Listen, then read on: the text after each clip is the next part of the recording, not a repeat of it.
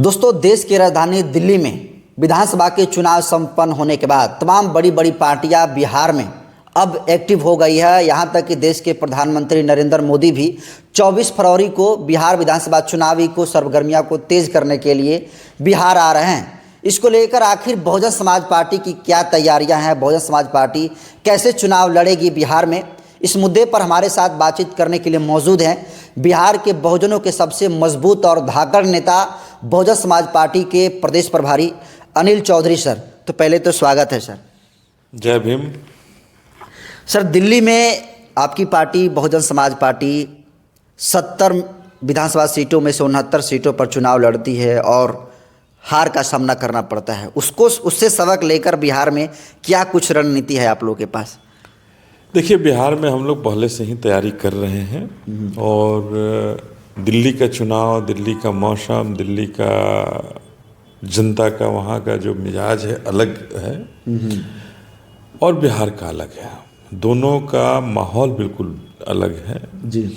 बिहार का चुनाव बिहार के लोगों का होता है, बिहार के लोगों के लिए होता है और बिहार की राजनीति भारत को दिशा देने का काम करती है, पूरे देश को दिशा देने का काम करती है जी। बिहार आंदोलनों की धरती रही है और निश्चित रूप से ये आंदोलन की धरती अशोक की धरती रही है, बुद्ध की धरती है हमारा बिहार। तो इस धरती से, इसकी मिट्टी से ऐसी जरूर कहीं ना कहीं इस मिट्टी में कहीं इस तरह की खूबसूरती है कि यहाँ से जो आवाज़ निकलेगी ये पूरे भारत में फैलेगी। और मैं निश्चित रूप से कहना चाहता हूँ कि बहुजन समाज पार्टी बिहार प्रदेश में बहुत कुछ करने जा रही है और हम अपने आदरणीय नेता बहन जी को बिहार से निराश नहीं करेंगे। बिहार बहुजन समाज पार्टी के लिए जी और आदरणीय अपने नेता को यहाँ से बहुत कुछ देने जा रहा है और हम सभी बहुजन समाज पार्टी के जो भी सिपाही हैं वो सिपाही गाँव में, घरों के अंदर लग गए हैं कि हम अपने बहुजन समाज पार्टी को, अपने हाथी को कैसे जिताएंगे, माननीय काशीराम साहब के उस मिशन को कैसे पूरा करेंगे, बाबा साहब के सपनों को कैसे पूरा करेंगे। इसके लिए हम सबों ने दिन रात मेहनत करना शुरू कर दिया है और ये लड़ाई हमारे बहुजन समाज पार्टी की लड़ाई नहीं है, इस लड़ाई को हम लोगों ने बहुजन समाज की लड़ाई बनाई है। तो सर, गठबंधन से मिलकर आप लोग चुनाव लड़ेंगे या फिर विदाउट अलायंस से आप लोग चुनाव लड़ेंगे? देखिए, इस निर्णय को तो बहन जी को लेना है, लेकिन मैं इतना जरूर बता दूं कि बहन जी ने अभी तक जो निर्देश दिया है, जो दिशा दिया है, उस दिशा में चूँकि ये जो दोनों ही गठबंधन की जो आप बात कर रहे हो, चाहे एनडीए हो चाहे इंडिया हो, ये दोनों ही गठबंधन को रहते हुए हमारे बहुजन समाज जो शोषित, दलित, वंचित वर्ग है, इसको कभी भी उसका हक और अधिकार नहीं मिलेगा।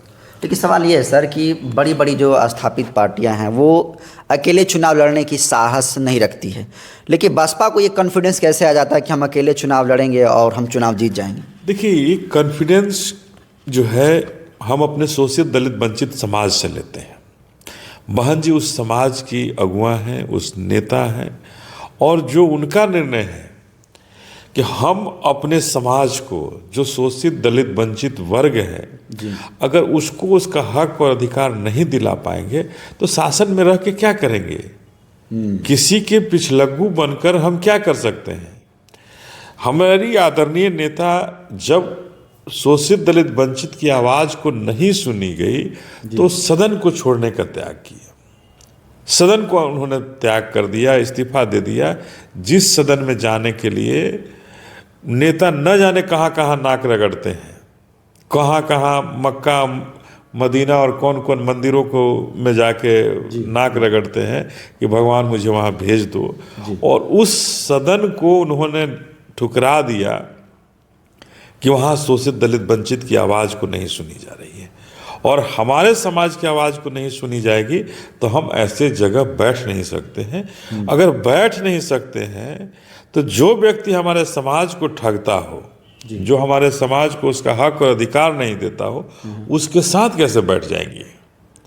यही कारण है कि हम न इंडिया में जाते हैं न इंडिया गठबंधन में जाते हैं, और अकेले बल पर बहुजन समाज पार्टी अपने बहुजन समाज के बल पर चुनाव लड़ने का ठानता है, लड़ता है। सर, कुछ दिन पहले ही बहन जी ने कहा कि अब बहुजन समाज पार्टी उपचुनाव नहीं लड़ेगी जब तक ले चुनाव प्रणाली सही तरीके से काम नहीं करता है।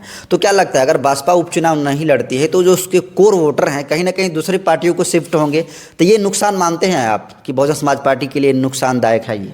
देखिए, अभी उपचुनाव कहीं नहीं है, इसलिए मैं इस पर टीका टिप्पणी नहीं करना चाहता हूँ। अभी चुनाव है, बिहार का चुनाव है, और बिहार के चुनाव को हम मजबूती से लड़ेंगे, और बिहार के चुनाव में हर वो लड़ाई लड़ेंगे जिस लड़ाई में हम अपनी पार्टी को जीत दिलाएं, और हर वो ताकत को लगाया जाएगा जिससे हमारी बहुजन समाज पार्टी जीते। सर, बिहार में जितनी सारी पार्टियां, चाहे बीजेपी हो, कांग्रेस हो, आरजेडी, जेडीयू, एलजेपी हो, सारी पार्टियां जो है बहुजन चिंतन की बात करती है, बाबा साहब भीमराव अम्बेडकर के मिशन की बात करती है। असल मायने में कौन सी पार्टी है जो बाबा साहब की विचारधारा पर चलती है और उसको ज़मीन पर लागू करके दिखाती है? ये किसकी बात आप कर रहे हैं? कौन लोग हैं जो बाबा साहब के मिशन की बात करती है? यहाँ सामाजिक न्याय की बात लालू यादव जी की पार्टी हो या नीतीश कुमार की पार्टी हो, इन दोनों ने सामाजिक न्याय की बात की, और सामाजिक न्याय की बात करके सामाजिक वर्ग को ठगने का काम किया, पूरे शोषित दलित वंचित समाज को ठगने का काम किया, और इसके अलावा कोई भी उत्थान का काम उन्होंने हमारे समाज के लिए नहीं किया है। तो जब भी विपक्ष हारता है, चाहे बहुजन समाज पार्टी हारती है, तो लोग अधिकतर ईवीएम को दोष देते हैं। आपका भी ऐसा मानना है क्या सर? देखिए, हमने तो कहा ही ना, हमने तो आज ही कहा है कि ये दिल्ली की अगर चुनाव की बात आप करना चाह रहे हैं, दिल्ली की रिजल्ट की बात आप करना चाह रहे हैं, तो हमने कहा कि ये दिल्ली का जो रिजल्ट है, ये भारतीय जनता पार्टी को जीत का मुबारकबाद देने से पहले हमें चुनाव आयोग को मुबारकबाद देना चाहिए। हमें ईवीएम से जो अमित शाह का जो जिन निकला है, हमको उसकी बधाई देनी चाहिए कि अमित शाह जी और मोदी जी की गठजोड़ ने एक ऐसा जिन बना दिया है जो ईवीएम से निकलता है और उनकी पार्टी जीत जाती है। मोदी जी आ रहे हैं सर 24 फरवरी को, कैसे देख रहे हैं मोदी जी के आगमन को? देखिए, चुनाव है, आएंगे ही, तरह तरह के झूठे वादे आज से देना शुरू करेंगे ही। 24 तारीख को आ रहे हैं, उस दिन से तरह तरह के झूठे वादे हमारे बिहार के लिए देना शुरू करेंगे। लेकिन मैं सीधा सवाल पूछना चाहता हूँ, उनकी डबल इंजन की सरकार है, नीतीश जी इस सरकार के मुखिया रहे हैं, मोदी जी बहुत मतलब विश्व की सबसे बड़ी पार्टी नीतीश कुमार जी के आगे घुटने टेकते रही है, और हमेशा घुटने टेक के रही है उनके आगे। तो विश्व की सबसे बड़ी पार्टी अगर नीतीश कुमार जी के सामने घुटने टेक कर रही है, तो कैसे दम भरते हैं कि हम विश्व की सबसे बड़ी पार्टी हैं? आज बिहार जैसे पिछड़े राज्य में, जो हर दृष्टिकोण से पिछड़ा है, 20 साल से इस डबल इंजन की सरकार की शासन रही है, भारतीय जनता पार्टी के गठजोड़ रहा है जी।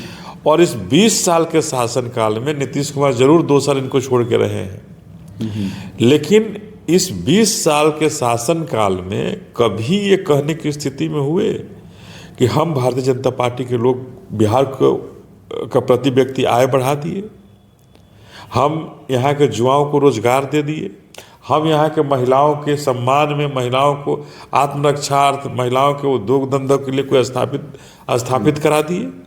हम भारतीय जनता पार्टी से पूछना चाहते हैं, डबल इंजन की सरकार से पूछना चाहते हैं कि क्या युवाओं के उत्थान के लिए इन्होंने कुछ प्लान किया है?